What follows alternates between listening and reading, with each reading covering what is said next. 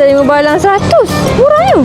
Pening Aminah. 160 lebih jenis kuih dengan keripik ada kat sini. Today kita nak pergi pesta kuih raya. Ni dah bukan pesta ni, macam kenduri kahwin lah. Tak tahu ni nak masuk kat sini ke sana ke. Sebab semua banyak kuih. Ya, memang ada kepek-kepek, kopok-kopok, jajan-jajan, balang besar, balang pendek, balang lebar, macam-macam. Memang banyak jenis ada. Ya, memang semua keripik ni 5 balang 100. Tapi kita tengok yang kat depan je lah. Yang kat depan yang hot-hot ada nachos dengan kapik kosong. Kuih raya dia pun 5 balang 100 juga. Boleh campur dengan keripik. Ya, memang macam bini aku cakap tadi lah, boleh campur 5 balang 100 tu, ambil lah kuih ke keripik ke apa, asalkan 5 balang. Kapik dia punya isi tengok ni oh. Penuh. Tadi kapik peanut butter. Ni durian. Ni coklat. Banyak oh.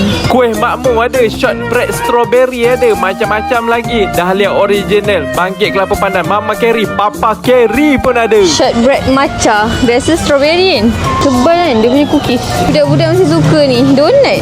Aminah suka yang tu ke? Kuih raya warna-warni, budak-budak memang suka sangat tau. Dulu saya buat popiah simple ni, masin. Ni tahun ni kita beli je. Kuih kan banyak jenis. Ada yang kuih tradisional, ada yang kuih jenis moden. Semua suji, dam coklat, bakar tepung, apa nak? Biasa elemen kan yang warna hitam tu kan. Ni dia ada strawberry, lepas tu dia ada white juga.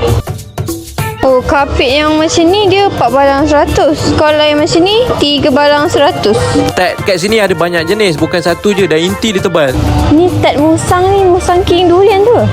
Sedap kan? Berdurian. Rambang mata weh, kalau datang sini ada 100 lebih jenis. Yang ni strawberry. Yang ni yang original punya. Tadi tu 500 kan, tapi ni bonus 600.